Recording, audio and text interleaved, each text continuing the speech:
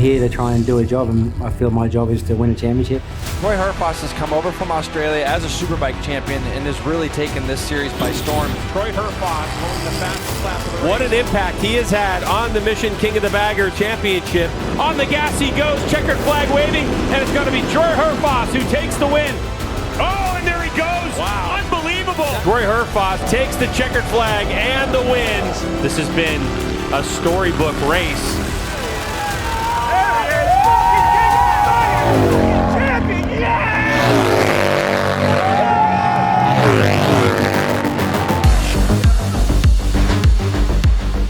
Going into this final round at New Jersey, it's basically 0-0. You know, we've already raced 8 weekends, double headers, and frankly, none of it matters. There's a 2-point difference between Troy and Kyle Wyman. It's Kyle Wyman, Troy Herfoss. It's Harley Davidson against Indian. I'm getting shivers just thinking about it. All I've got to do this weekend is beat Kyle Wyman, but that's not easy. We come to his home track. He's got experience here. I've got another track to learn, and I'm sure he wants it just as bad as I do. You've got someone that you have to beat.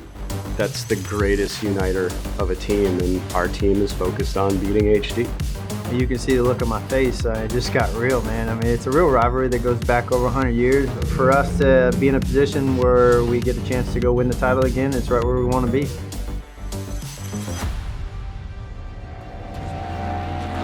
He said it when we talked to him back at Circuit of the Americas that it's been a chess game all season between himself and Kyle Wyman, and at some point the gloves were going to have to come off. We're going to keep showing up, make sure we get a good start, put ourselves in a position where we can challenge for the win. Obviously we're going to pay attention to where Kyle is, and I can only imagine he's going to bring his A game. Race 1, Saturday at New Jersey. Tensions were high, everybody was nervous. You could just feel the nerves in the pits because, you know, it all comes down to the last 2 races. Mission King of the Baggers race number 1 when these lights go off. Here we go. What a start from Rispoli and Kyle Wyman. Kyle Wyman and Tyler O'Hara going down into turn 1. It's honestly been just a breath of fresh air to walk into this team. You've got some of the smartest guys I've ever met. These guys are all behind us. They're all behind each other. On a race weekend, it looks like we're all such a good working family. But Kyle Wyman, he's here in Indian Motorcycles behind him as our championship sits 2 and 3 with only 2 points between them. Herfoss now goes down the inside of Wyman and makes that pass. Let's see if Wyman can cut it back up underneath him. He cannot. And now the 29 of Tyler O'Hara has made his way around Rispoli, and now he's going after Kyle Wyman. Troy's really raised the bar. He's made me a better rider, a better athlete on and off the track, and the riding level's at a whole new level, and it's made me a better rider.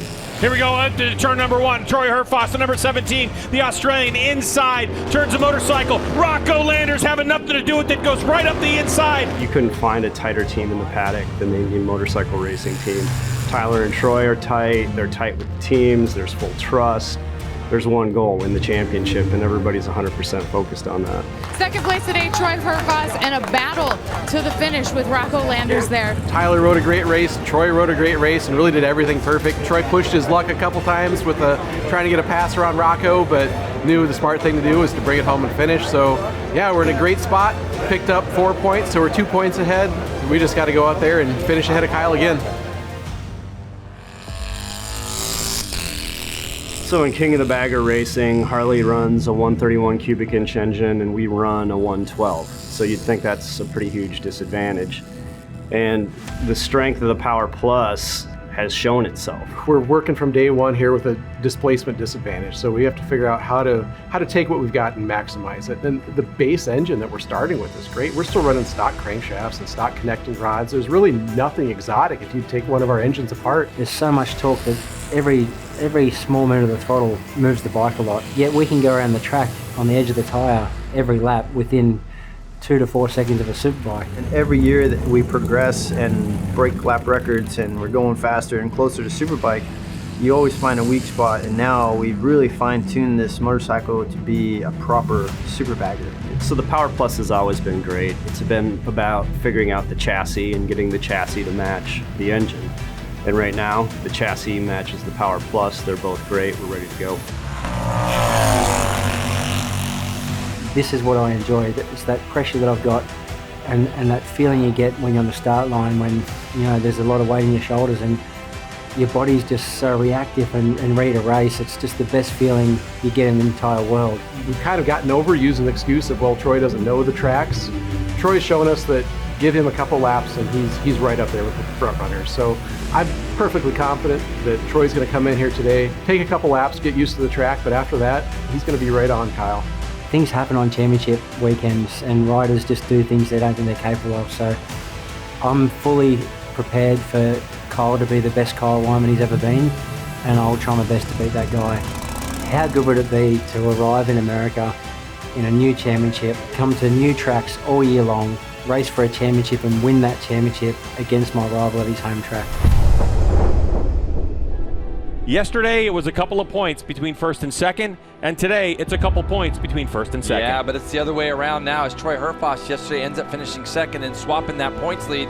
Troy Herfoss was a little bit of the unknown coming in, and they've both been able to win 6 times this season. I feel nervous, I feel excited, I feel very, very, very prepared. I would love nothing more than to race for a win with Kyle Wyman for a championship. That would be epic. Here we go, 9 laps scheduled. Mission King of the Baggers race number 2. And Kyle Wyman, the 33 out front, and it looks like it's his championship rival, Troy Herfoss, right on his tail section. See what these guys got as Herfoss takes a shot into turn 5 on the opening lap. Getting it done early is not bad either, huh? Troy Herfoss right now, Greg, is going to be applying all this pressure onto Kyle Wyman because Herfoss is just pulling away ever so slightly. Unfortunately for Kyle, he just doesn't quite have the pace to be able to push on. They've done a lot of work on that Indian over last offseason, and they came back with a better package, especially entering corners. They've made that bike much more rideable for Herfoss and Tyler O'Hara this season. Just unbelievable pace from Troy Herfoss. All the while for Kyle Wyman, breaking hearts in Milwaukee as Herfoss continues to streak away with a 4-second lead in hand. Here comes Troy Herfoss onto the front straightaway, and he wins here at New Jersey Motorsports Park and is crowned 2024 Mission King of the Baggers champion.